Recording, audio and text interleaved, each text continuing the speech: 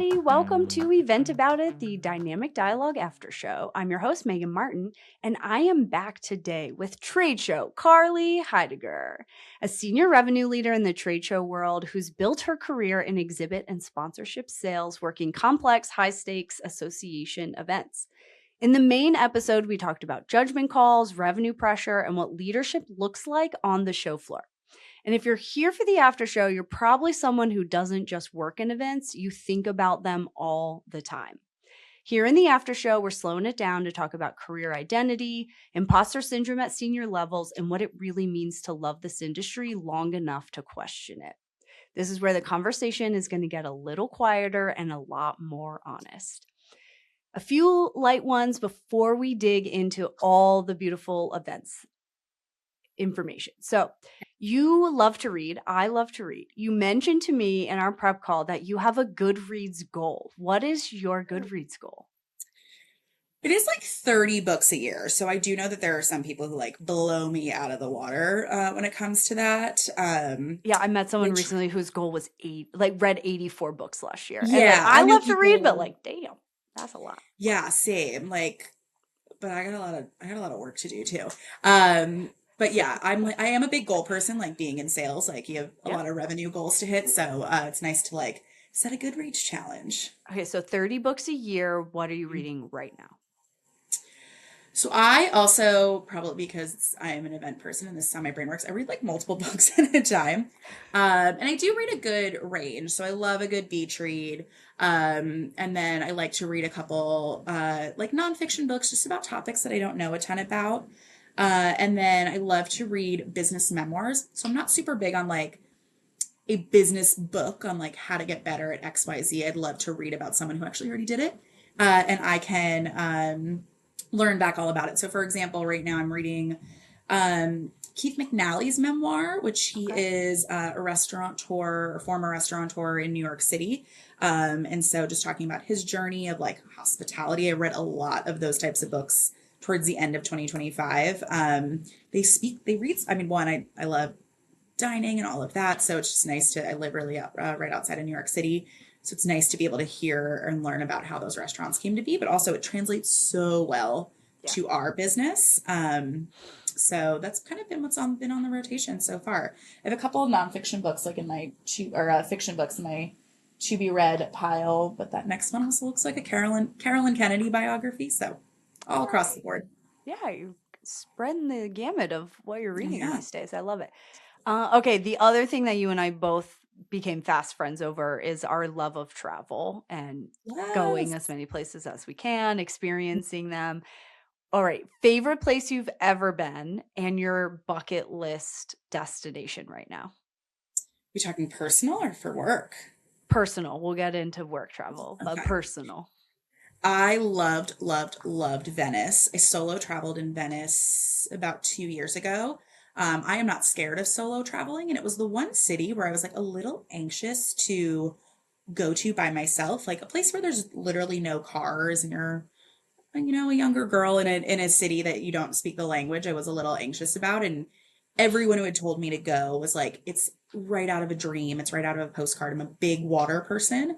Um, and I probably think about it every single day. Um, and it's a place where you're like, I don't know if I'm going to need to go back to it. It's a small city. If you've ever been to it, you can probably see everything in 2 or 3 days. And I'm just like, I have to go back to that vibe, to that atmosphere. Um, Bucket list is I would love to go down to Patagonia. Mm. So all the way down in South America. Fun fact, as much as I love to travel and I work on aviation events, I'm a very anxious flyer. And you have to take some pretty tiny planes to get to Patagonia. So we're gonna like Yes, you work do. up to getting there. Okay, I like that. So, speaking of event travel, Mm. you said one of your goals is to do events on 6 of the 7 continents. So, one, Mhm. I wanna know, why not all 7? Like, who doesn't wanna do an event on Antarctica? I mean, I'm jumping to conclusion here that that's why you That would be the excluded one. Yeah. 7. Like, why not Antarctica, and how many have you done so far? Yeah, so I do need to revise that because everyone I tell is like, go for all 7. Like, why are you selling yourself short? And I'm like, well, it's a theme. So I have produced events on two continents. I've done obviously events in North America, and then I have produced events in Europe. I've been to events in Asia. I had the privilege of going to China last year to see one, but I have not produced it yet. So that does Okay. not count in terms of my bucket list of seven Agreed. out of seven continents. Okay. You gotta just put Yeah. Antarctica, like manifest it to happen. There's Like got to be private some jets type go of to science Antarctica. show. Yeah. Or That we like a can do. private cruise or something. Like maybe there's an Ooh, like a luxury exploration private event. trip. Even Yeah. better. Do like a Even better. luxury something. Yes. I mean, I think you could get there easily. Hmm. Okay, last fun question before we dig into some like event things. So you and I both are lovers of Bravo. So all day long, Yes. count us in. Talk to us about Bravo anytime you see us at an event on the show floor. One of your dreams is to bring reality TV to events. And a lot of us have talked about this. And I don't Hmm. think any of us really want to air our dirty No. laundry about events on TV. How do you think we could actually make this happen? Like you We mentioned gotta. below deck in the podcast episode, Yes. which we are kind of like the land deck, if you will. Oh my God, we're so land deck. We're like Um, we're concrete deck, we're convention center deck. concrete deck. You know, we could There's so much find to a do here. name Yeah. for it, but like how in let's give Bravo a tip. Let's help Mhm. them get there a little faster. Like where is it the pre-planning part? No So that's what executive people have actually wants to air said. that. So Yeah, so there's like the Hard Knocks thought, which is on HBO, right? The love lead up Hard of an Knocks. entire Yeah. season. Do you follow a team through the entire season? Which I think you could, because I think most of what's so fun about events is see like if you find a good team, right? I'm not going in front of the camera on this. I will be behind the camera, but if you find a good team, it'd be fascinating to follow you through. Again, like I had said on the show, I compare trade show season show cycles to sports teams, right? You Yeah. can the magic's just a little different every time. You can never recreate it exactly how it was, and you won't be able to predict exactly how it's going to be. So I think that's a potential model. Or is each episode just an, a different show on site and you're doing a day of following around that team? I think either one could be good. But yeah, the problem is none of us want to put our careers in front of the camera, which I do No. think is what happened in the beginning of Below Deck. I've seen interviews where some of the captains or some of the chief stews have been like, who did it in the early stages, were like, people were laughing at us. They were like, this is the end of your career. And I feel like they probably make more money than I do right now. So who's Kimmy laughing now? Kate Yeah. Chastain's been on Traders twice. Like Yeah. she's one of the only repeat people to go back. Like she's had an incredible career for being Yeah. a total bitch on that show. Like Yeah. it's like her brand now, and I'm obsessed with her. So look, sign Obsessed. me up. Anybody who wants to produce events, like sign me up. I'm happy to be Yeah. a guest on there. Yeah. Love It it. would be It's an going to happen. entertaining show, without a doubt. I I have think we also potentially start with like some really good like Netflix produced documentary about us. Like how many documentaries have you watched about like the most random industry that you are not connected to? Like I I do mean, I think watch that's a Mob Wives shit, so, like, yeah, right. I would definitely watch Okay, it. clarifying you're not connected to that. So I think like that, but that's genuinely like in my world of like, how would we make this happen? Like we have to just get a good documentary about like the Yeah. impact that the events and the mice community has on the world and capture the attention, and then people are going to want more. All right, I'm already, like, gonna send a note as soon as this is over to Kyle Shore at Wisdom Capture and be like, Yeah. "Kyle, you're doing documentaries for associations, like, how do Yeah. we produce one How do we for" get this done? Yeah, how do we do it? Yeah. How do we do it? Okay, well, let's get into some event talk. So you sit at the intersection of revenue, marketing, and experience. You get to see how kind of all of that evolves firsthand. So I want to know, how has the role of sponsorships and exhibits fundamentally changed in the last few years, especially thinking post pandemic? I mean, I honestly, I don't even think about the event world pre 2020. I mean, everything changed so much after the pandemic. I don't even think in terms of pre 2020 at this point. Really, it's 2023 and beyond because everything's so different now. And what are some of the things that you've seen evolve, maybe the formats or sponsors offerings that you're bringing to market now? Yeah, so much. I feel like my career really, when it came to events and my expertise really took off post pandemic. So it's actually even been interesting or sometimes like funny when people will tell me how it happened. Let's throw it out 10 years ago. And I'm like, oh, you got to do that before. Like, you got to do that in the good days, which I did too. I had that too. And we're in the good days now. Like, this is the best job in the world. But it has changed so dramatically. I mean, one, just your pacing's off, which I think everyone knows, right? Like, you cannot, and we're starting to hit a rhythm again now that we're a solid four. Most events have had 4 solid shows since coming out of COVID. So your pacing can start to reset. But in the beginning, like 2022, 2023 was awful in trying Yeah. to say to your CFO, we're going to end up here because that's typically where we were. And just buying's changed. The buyers have changed. Like we've iterated a whole new group of buyers, people who have left their jobs and had to relearn.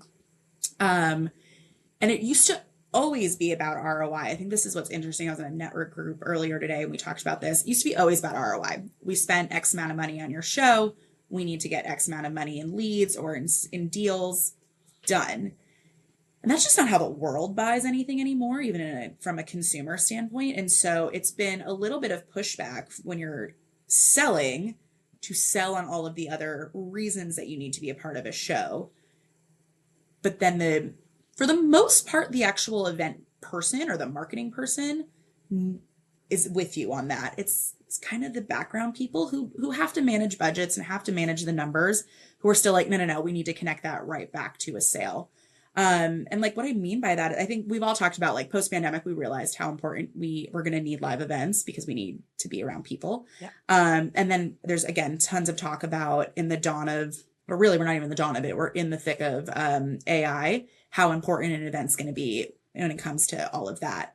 So you really still have to sell like a little bit on the return on emotion you're going to get, the return on experience, the return on objective, the return on the relationship. Like there's so much more that goes into it. The problem is we haven't completely shifted everyone's mindset to that yet. Sponsorships, I mean, a whole new world too. Yeah, my next question was going to be, I think we've moved beyond the logo slap sponsorship.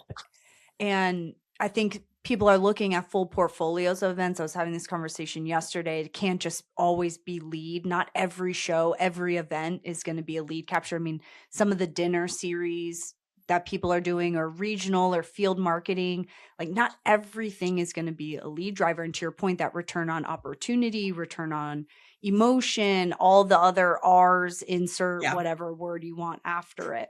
So moving beyond the logo slap, what are some of the sponsorship and or exhibitor asks coming to you? Like as marketers are evolving and these companies want to participate in events and shows, what are the things they're asking about? Because I know they're not asking like, oh yeah, it's no longer okay to be like, I'm going to have your logo all over the show. Like, great. So what? So what are they asking for beyond that? Like I'm so over the word experiential. I know you've asked other guests, like, what word are you over? I'm over that word. Like the entire thing is an experience. From leaving your house to coming back into the door of your home is the experience. Like if you've been through an airport lately, you know that's an experience. So we have to move away from that word. So sponsors are just starting to demand, how can they bring whatever activation they're doing within their booth, how can they bring it to life in the rest of the show?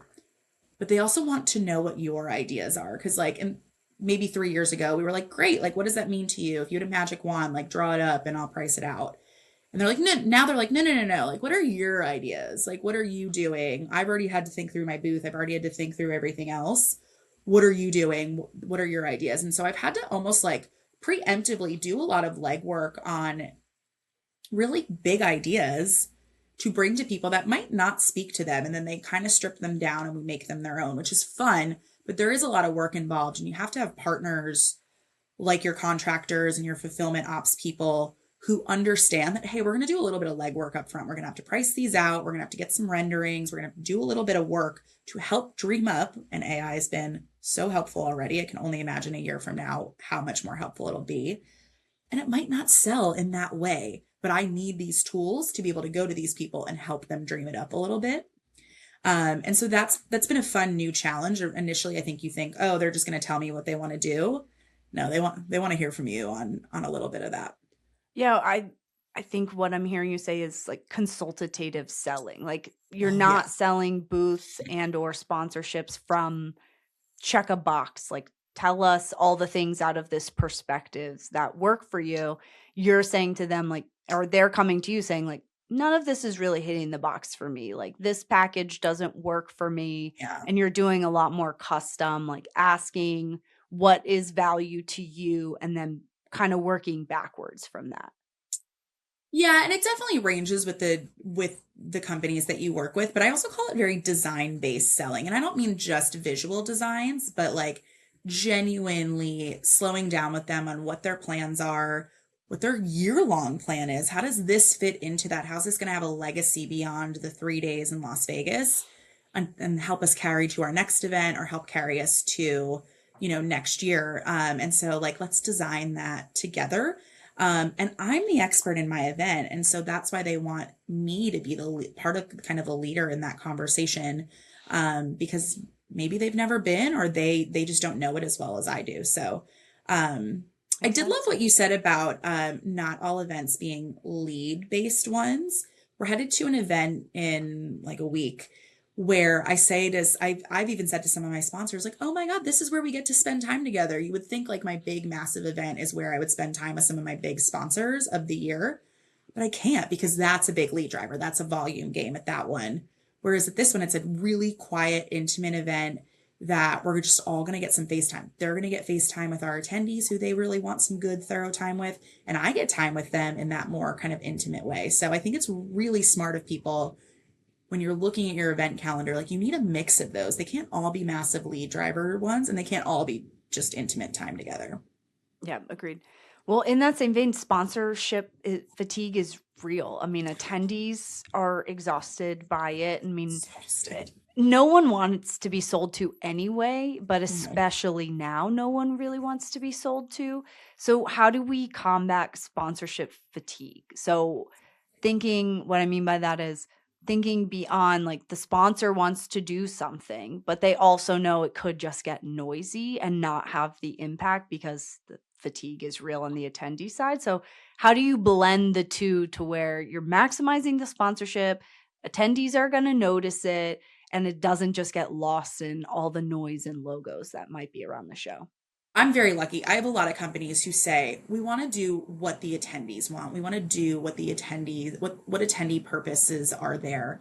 And that's why I say you've got to have a finger on your industry. You have got to be like married to the industry. You've got to know what they need. You have to know what they want. And you don't have to know all of it. I tell our salespeople, like, I'm not an aviation expert. I'm not a medical expert for the shows that we sell. I know enough. And then I know who the subject matter experts are of our shows that can really then tell me like what our attendees do, because that's what's going to get you results. I get asked a million times a year, what type of swag should we buy? I'm actually still a big believer in show merch and show swag, but I say all the time, what would you pick up? I pick up branded Sharpies. Sharpies are expensive. So if I can get a couple free ones at a show, Fair. amazing. Tide to go pens, another great one. I don't care that your logo's on it, but I just grabbed four of those. Like, what would you take?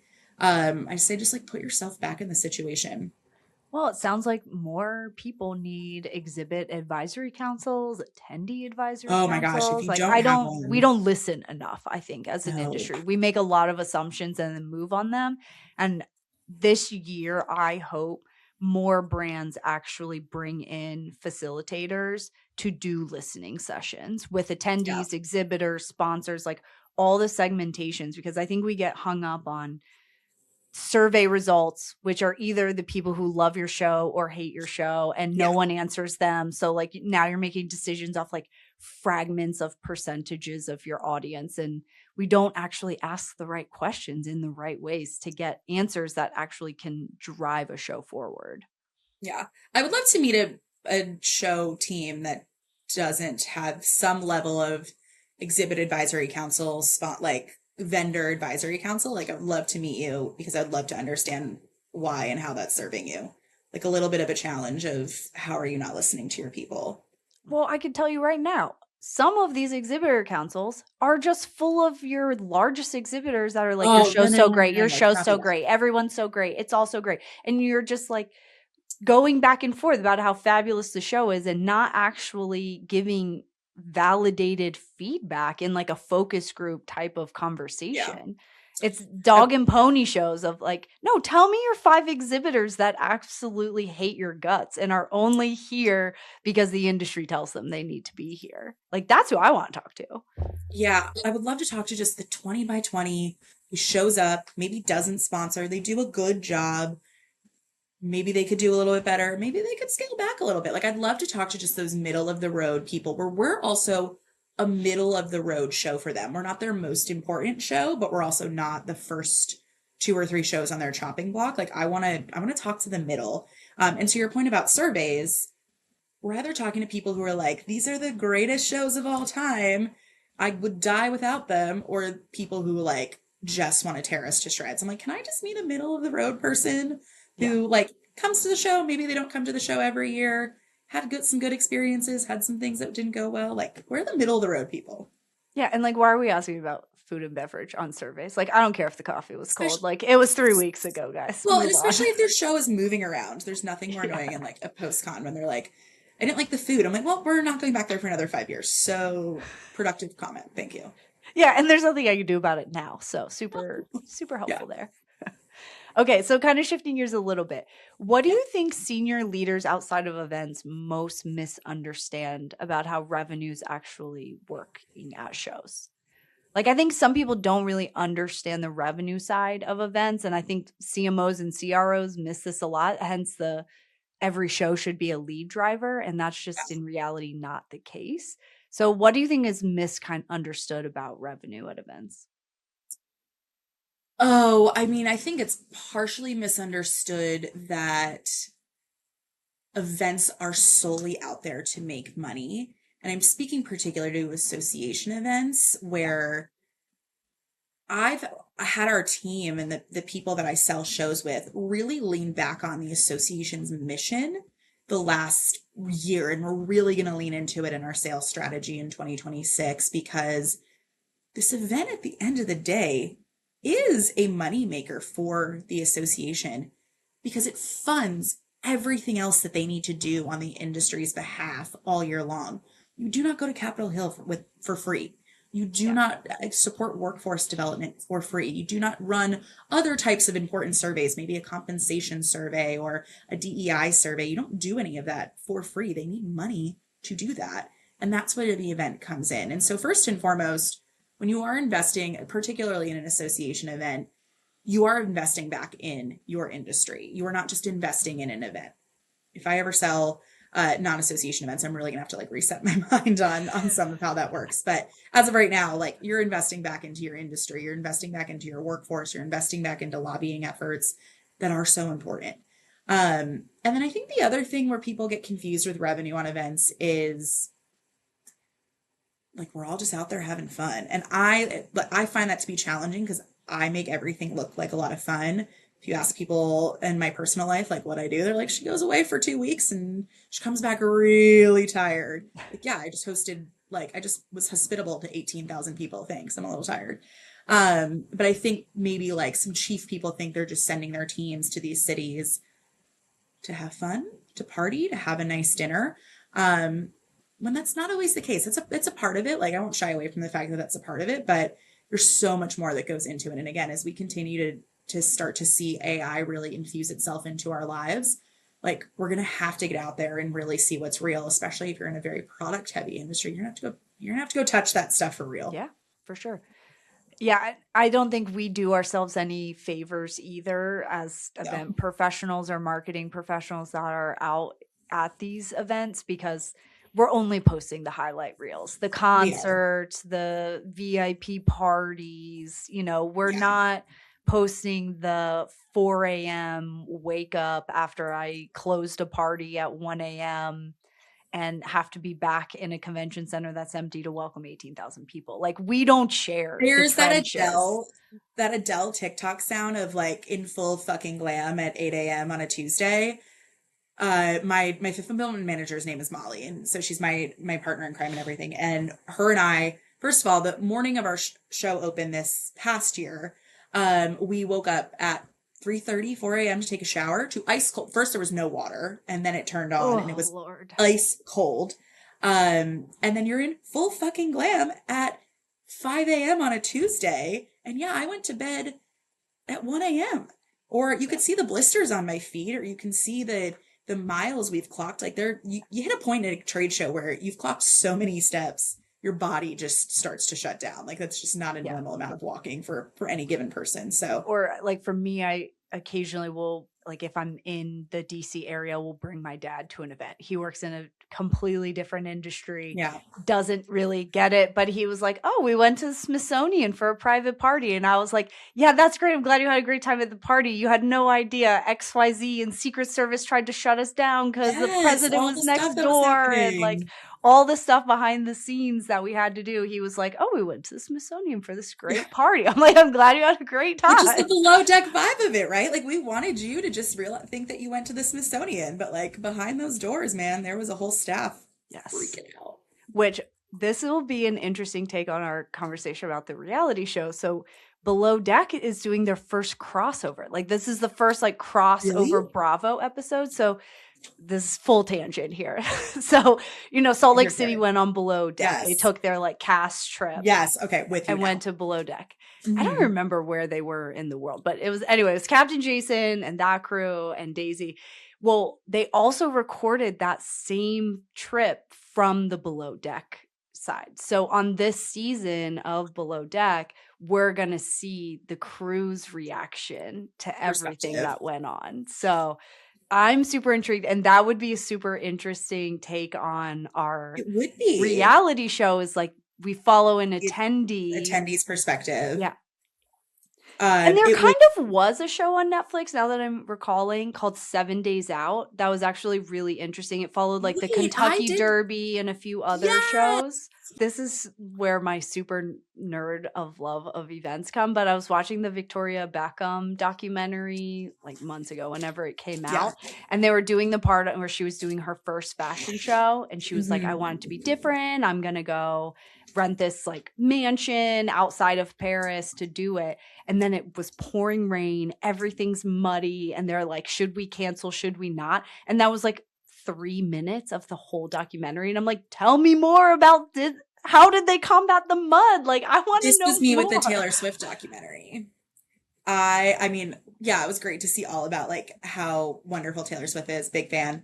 But I was like, I need this documentary to be like, how did they travel with these gowns? How did they build this set? Like, how was load in of this set that they probably only loaded in like 24 hours? They No, were they arriving had in these 2 cities. sets. They would Yes, like send one to the the next show, next like while the city. other show was already going on. Insane. That was literally me. I loved the documentary, but I was like, okay, I need an entirely separate documentary on like her true operations team that Yeah. pulled this off in every continent of the world, in 6 out of 7 continents, I think, maybe five.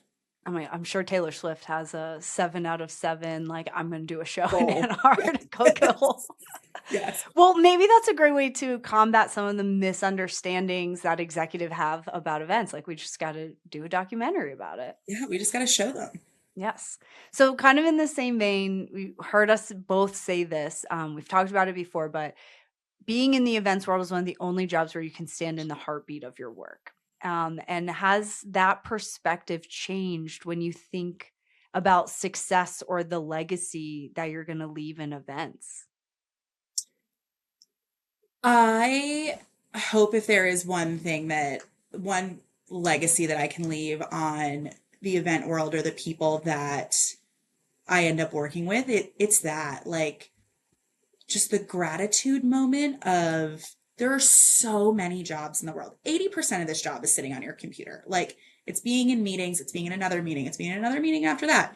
It's emailing, it's emailing, it's emailing, it's phone calls, it's phone calls. Like 80% of this job is Spreadsheets inside of all spreadsheets, it's like yeah, it's it's everything. spreadsheets upon spreadsheets of budgets upon forecasting upon reforecasting upon actually we don't care that this is your forecast number, just get back to the budget number. Like it's a desk job.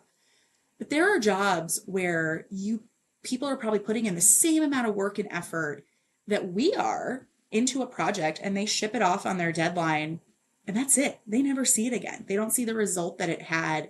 I have seen companies go from startups in little tiny booths and because they were at our events, big deal companies, or they've sold those startups for millions of dollars, and now they're living like, I have seen that iteration, or I do take a moment and I tell everyone, whether you work in education, if you're in registration, if you are in operations, if you're in the meeting side, if you're on the exhibit side, like, go take a minute when you are on site and go stand in your area. If it's in education rooms, if it's if it's on the dock, if it's on the show floor, like, go take a minute and stand there. This is what you just spent 52 plus weeks working on.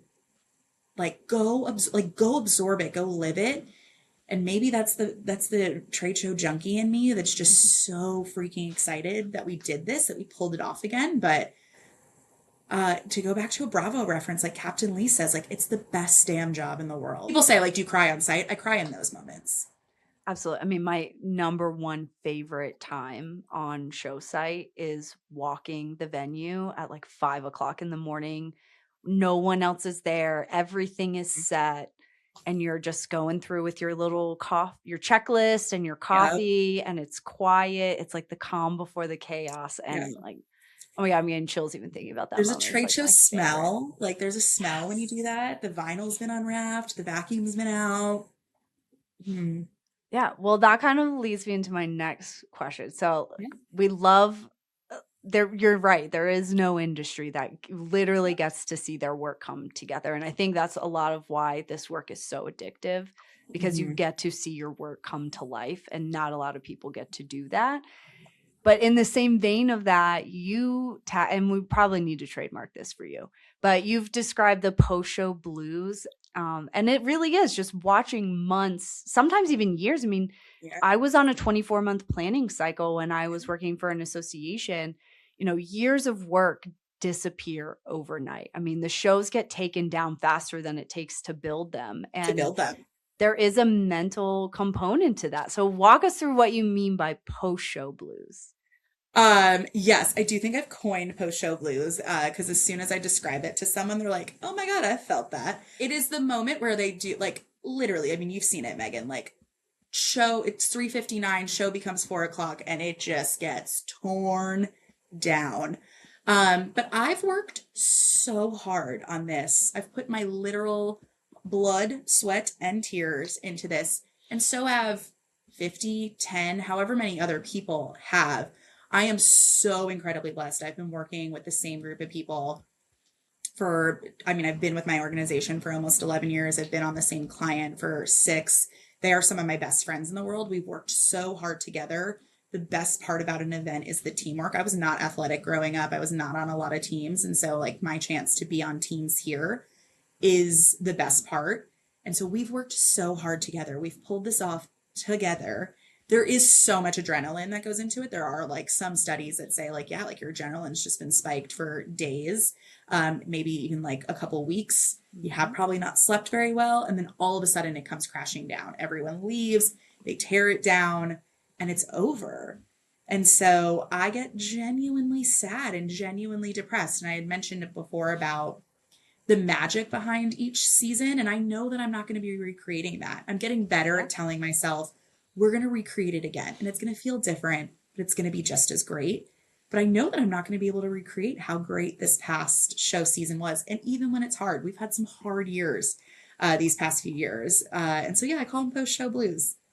And I think it's true even for event marketers, maybe that don't have an own show, but maybe they're just exhibiting. And, you spend a year plus building some of those large booths. Like I have clients that work with that we have these massive 40 by 40, sometimes even bigger. Like, remember I went to SHOT Show one year and was amazed at some of these like 60 by 60, 80 by 80, like full buyout of an area, like double decker booths. Like even from a event marketer standpoint, it's the same. Like you spend years, months building these booths, designing them, seeing the renderings, and then you see it come to life. And then before the show's even over, you see all the Teamsters like lining up, like waiting for the minute the show is like over. And they're just like ripping your signs down, and you're like, be gentle. I spent a year and a half of my life designing that. It's my pride and joy right there. Yeah. No, I think it's the same thing for anyone who's like, for whatever role you own in the show. Again, I don't really touch a lot of education right now, but like for someone who spent a year planning education tracks and looking at papers and getting that all set up, and all of a sudden they're all done. That's it. You never have to touch them again. Like that's so sad. Yeah. And again, I'm so grateful that we get to experience post show blues because that means you just experience something really incredible. Oh, that's a great perspective. I love that. Okay, last couple topics as we're going to wrap up here. Yeah. So, one thing you and I have talked about quite a bit is and I think event people in general do this, and you and I are both, single gals, no kids, Mm. and it becomes your identity. I mean, we talked in the podcast episode about Trade Show Carly, like that's how people know you. It has become part of your being. I have made a whole career and personality out of Event About It now. And I am in a career transition from being event producer to now be on that leadership and thought leadership side of the industry. And I'm having a hard time separating, like I'm not a show producer anymore. I'm still in the events world, but it has evolved. And I think I'm kind of having a hard time letting go of my like meeting Yeah. planner personality because it was Mhm. so much of who I was for a long time. And I guess two questions, like one, is that a good or bad thing in your opinion? And if it's a bad thing, like how do we separate it, or should we separate it? Like, should we turn this into a positive somehow? Yeah, it for sure. I say all the time, like trade shows saved my life. They're my longest relationship I've ever been in is with is with the events community at this point. If you take away my sister and my family, like yeah, like it's a huge part of who I am. And I think as you get older, like you understand that there's a balance. You understand that there's more to life than just this. And it's important to find what some of those things are, right? It's important to still have your family and friends and whatever that looks like for you in the world. And it's why it's important to take vacations that are not at convention centers. And it's not just, oh, I'm going to extend while I'm here. Like, no, go take a real vacation. Do not bring your computer. Go read a book. Go touch grass. Like, go get a reality check of some Yeah. sort. And this is where Um, bleisure, sorry to interrupt you, but like this is where bleisure kind of scares me a oh, little bit. And yes. if I'm going somewhere for work that's interesting, I will typically extend a couple days Same. pre or post. If I'm already Yep. going to be there, I want to stay a few Yep. days and explore and get to know the city or destination where we're going to be.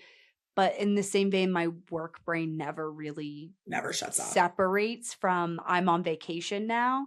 Like I think I'm always still kind of in work mode. So bleisure, I get a little nervous with that Oh yeah, terminology a I little can't bit. even go to like a sporting event in my local area without like looking at the signage. How much did they pay for that? What's the ingress? What's the egress? Like it's just who we are. Yeah. I did have someone tell me recently where they're like, Carly, if you were a teacher, if you were a doctor, like that's just who those people are. They're natural caregivers or they're natural, they have those skills. It's just a part of who they are. And we wouldn't be having this conversation. We wouldn't be having this conversation with a teacher of like, you're just going to be a teacher for life and you're always going to, it's a huge part of your identity. Or if you were a doctor, you've worked so hard, you've gone through so much school and paid so much money.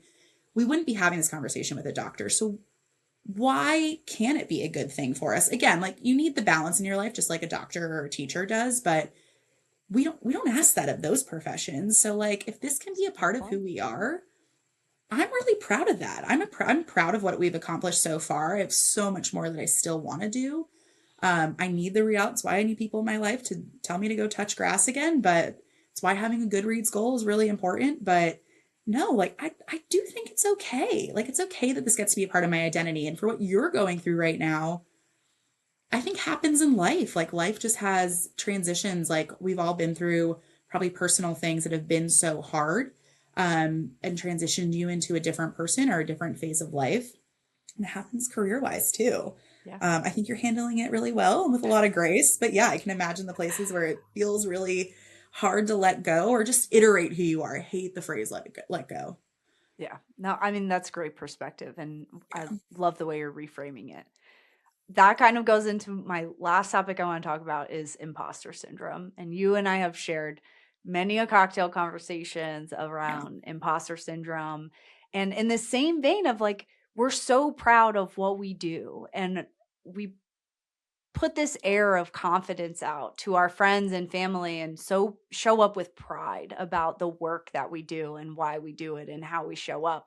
But yet then we get in a room with like-minded individuals and we know our shit. Like I know, but then Hmm. I still question like, are they really going to listen? Do I really know my stuff? Like, am I going to be challenged? And so I'm curious your perspective on imposter syndrome. I've reframed the way I think about it quite a bit over the last few years.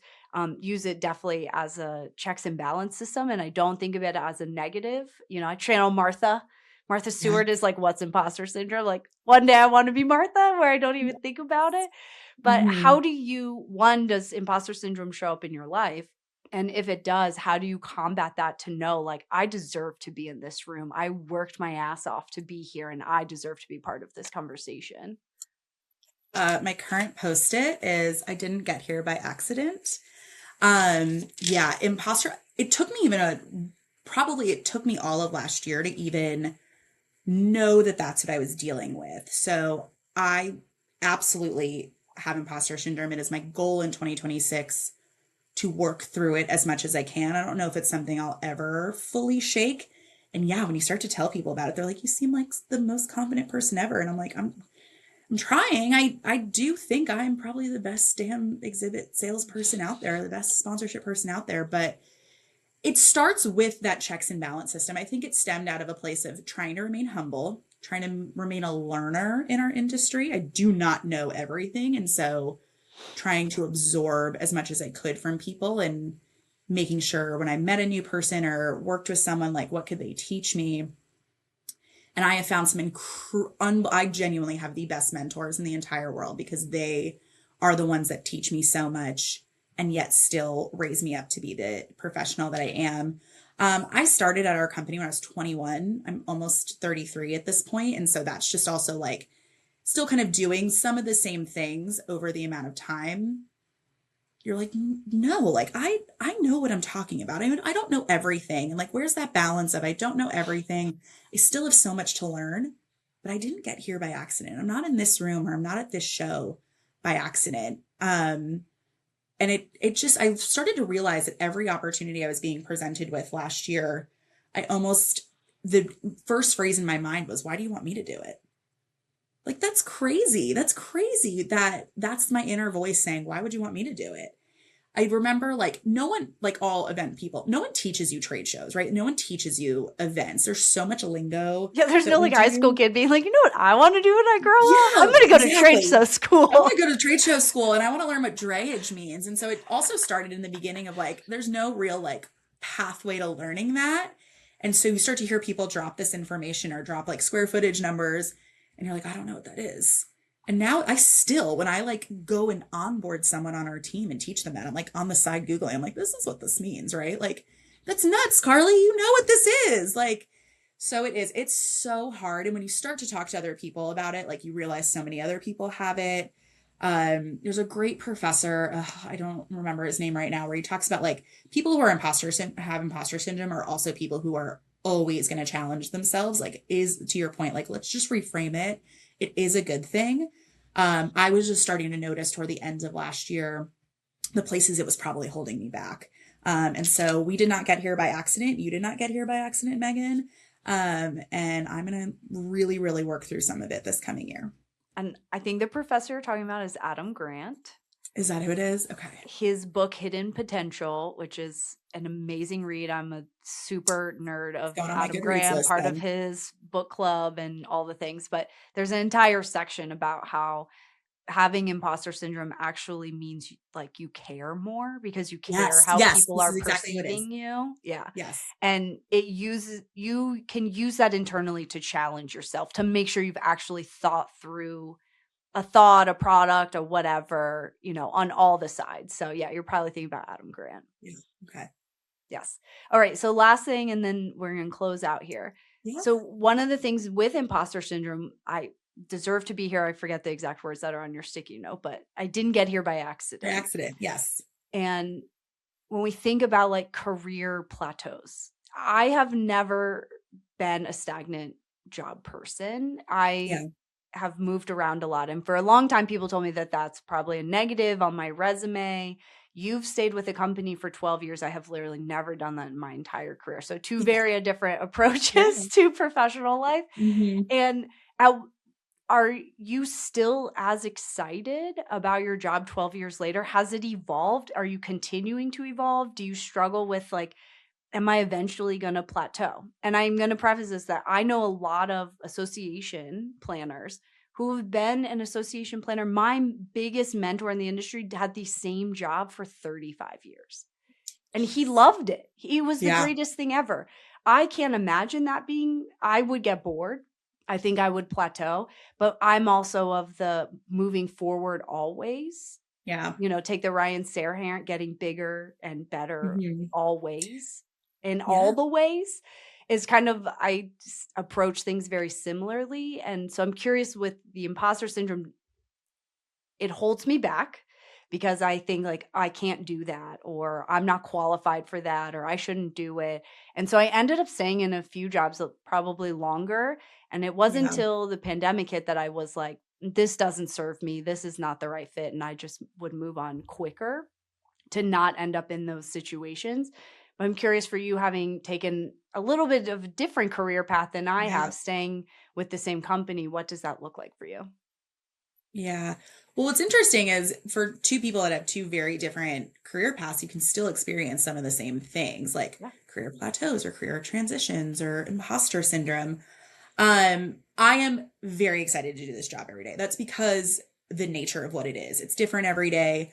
Again, I am so incredibly blessed that I do this job with people that I adore. The best book I read last year was called Unreasonable Hospitality. So Will Guidara, who runs the So Welcome great. Conference, Yep. within the first few pages, he wrote exactly like what I could never vocalize, which was running the number one restaurant in the world was never about winning number one. It was just about being around the people who wanted to be the best. And I work with people who want to do that every single day. So that alone gets you excited. But yeah, I mean, you certainly like start to think about like, what else could I be doing? I'm so lucky to work for a company that's quite large. We're a global organization. There's lots of different ways that you can be still a part of our organization and learn something new. I'm a constant learner. And so, yeah, I think all the time about like, how do I iterate what I'm currently doing to make it feel different? Um, or like what else within our organization could we be doing? The imposter syndrome is what holds you back though, right? And it holds you back even within your own company of like, I could ask for that. Like, what's the worst that they say? The worst that they're going to tell me is no. And it's a little bit of being like, no, you deserve it. Like, go have the confidence to go ask for it. And again, that's the places where I note the imposter syndrome is like probably Sure. not serving me in the way that I need it to right now. So yeah, like I can't do this for 35 years. I can't do this exact same thing for 35 years. I had was in my it might have been performance review, might have just been some time with one of my bosses recently. Like, what do you want to do? I'm like, you see our CEO? Like, I want to do that. So what's the next thing that's going to help me be able to do that? Which was like a little bit of a win in the imposter syndrome for Carly to be I able to love even it. say that out loud. Well, congratulations. We're That's not pretty there yet. amazing. So Hey, look, everybody has to start somewhere, right? you just And said it out loud. Yeah. yeah, you just got to say it out loud sometimes. All right, Mhm. last question. I like to close out the after shows with something I call the closed door truth. It's the conversation that happens after the meeting when the decks are closed and the real issue is still sitting there. So, Carly, what's the hardest truth about this industry that doesn't get said publicly?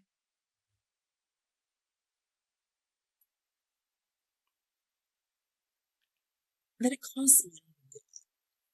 And so sometimes we have to do what we need to do to find the revenue to pay for it. And what I mean by that is I had a situation recently where I knew that if we just added like a couple extra logos or something to like something very basic, um, And by logos, you don't mean like literal logos on there. You mean like we need some new sponsors. yes. So I was like, but I knew that they did not have the budget. We were getting to a kind of a time frame where I was like, they're not even gonna be able to pull this out. But they had some level of money. We can't leave money on the table. We need money to fund these events. We need money to do some of this stuff. And while it'd be so like I have never in 10 years discounted a booth space, But yeah, on some sponsorship stuff or stuff that we played around with, I was like, look, our expenses are going to be covered on this. It is going to be a good attendee experience. It gets a new company introduced. Let's get them involved and just give them this deal. Whereas in reality, I'd love to like charge 3 times the amount. We need the money. We need it paid for. Like any of the great ideas that everyone is spitting out there, whether they're so far out in the world or they're really practical, it's all going to cost us money. And so we sometimes you got to do what you got to do. Couldn't agree more.